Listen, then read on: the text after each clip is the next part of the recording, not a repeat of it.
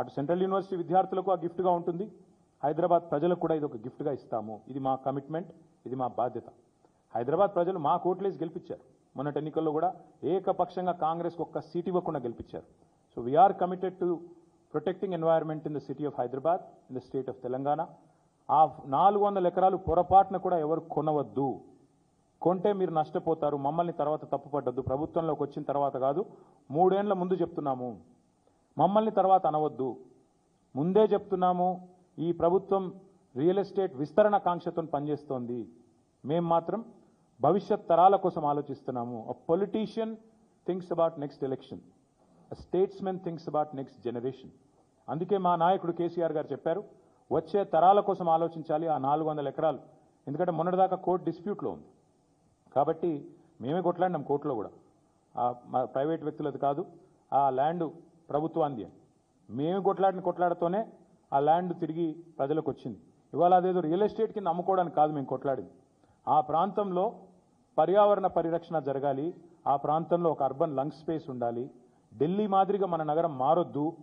ఢిల్లీలో ఎట్లయితే air quality దెబ్బతిని ఇవాళ మాస్కులు వేసుకొని తిరిగే పరిస్థితి వచ్చిందో, ఎయిర్ క్వాలిటీ డేంజరస్ లెవెల్స్గా ఉంది అని చెప్పి ఇవాళ వివిధ దేశాలు అక్కడి ప్రజలు ఎవరైతే ఉన్నారో వారికి చెప్పే పరిస్థితి వచ్చిందో, ఆ పరిస్థితి హైదరాబాద్కి రాకూడదు. భవిష్యత్ తరాలు బాగుండాలి అంటే, మన పిల్లలు బాగుండాలి అంటే, so we are committed and we are committing to making sure this 400 acres of Kanche Gachibowli land will be converted into an eco park, and we are requesting all the people who are interested in coming and joining with us. మా శ్రీనివాస్ యాదవ్ గారు ఇందాకనే నాతో అన్నారు, అన్న పిల్లలు ఆందోళన చేస్తున్నారు, మనం వెళ్ళాలి అన్నారు. ఎస్, మేము కూడా పోవాలని ఆలోచించినాం. కానీ దుర్మార్గులు కాంగ్రెస్ వాళ్ళు మేము ఆడ అడుగు పెట్టంగానే ఇది మొత్తం బీఆర్ఎస్ వాళ్ళే నడిపిస్తున్నారు అని పనికిమాలిన మాటలు మాట్లాడతారు. అందుకే కొద్దిగా దూరంగా ఉన్నాం. But I think the time has come. మేము కూడా ఇప్పుడు ప్రభుత్వం కనుక వెనక్కి తగ్గపోతే మేము కూడా పిలుపునిస్తాం. మొత్తం హైదరాబాద్ ప్రజలతో పాటు మా ప్రజాప్రతినిధులందరం కూడా we will march to HCU. వదిలిపెట్టం. ప్రభుత్వం వెనక్కి తగ్గాల్సిందే, తగ్గకపోతే వదిలిపెట్టం. ఎట్టి పరిస్థితుల్లో కూడా ఊరుకోం. ఆల్రెడీ రాజ్యసభలో మా రాజ్యసభ ఫ్లోర్ లీడర్ సురేష్ రెడ్డి గారు, మా ఎంపీ గాయత్రి రవిచంద్ర గారు, వద్దిరాజు రవిచంద్ర గారు చాలా గట్టిగా మాట్లాడినారు. ఎస్, ఇది కేంద్ర ప్రభుత్వం కూడా జోక్యం చేసుకోవాలి. ఇది కేంద్రీయ విద్యాలయంలో ఆందోళన జరుగుతున్నాయి, వెంటనే జోక్యం చేసుకోండి అని కోరినారు.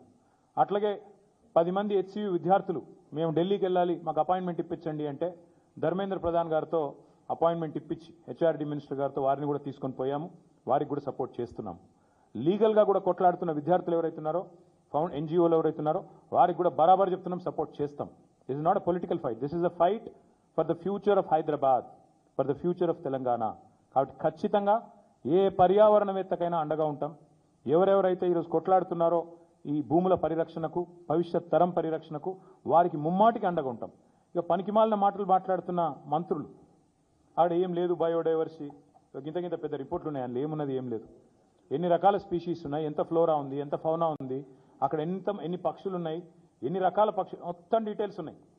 ఇది నా రిపోర్ట్ కాదు, ఇండిపెండెంట్ ఏజెన్సీస్ HCUలో పనిచేసే ప్రొఫెసర్లు తయారు చేసిన రిపోర్ట్. 1-2 కాదు, బోలెడు ఉన్నాయి. ఇక ఫోటోలు చూపెట్టాలంటే ఇవి AI జనరేటెడ్ ఇమేజ్లు కాదు.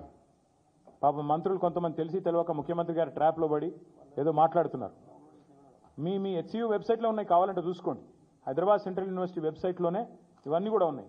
చెరువులు, అక్కడ ఉండే తాబేళ్లు, 1-2 కాదు, అక్కడ ఉండే పశువులు, అక్కడ ఉండే పిట్టలు, పక్షులు, అక్కడ ఉండే చెరువులు,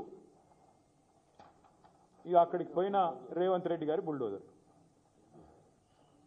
అక్కడికి పోయిన రేవంత్ రెడ్డి గారి బుల్డోజర్లు, అక్కడ ఎరేజ్ చేసిన, అక్కడ వీరు క్రియేట్ చేసిన అరాచకం. 1-2 కాదు, చూడండి ఎట్లా ఒక యుద్ధానికి పోయేటప్పుడు ఎట్లయితే పోతారో అట్లా ఆ మిలిటరీ ట్యాంకర్లు వేసుకొని పోతారు చూడు, ఆ స్థాయిలో ఒక దొంగలాగా ప్రభుత్వం పోవాల్సిన అవసరం ఏంటి? అక్కడ ఉండే పశువుల్ని ఇంత స్థాయిలో 1-2 కాదండి, అక్కడ ఉండేది వందలు.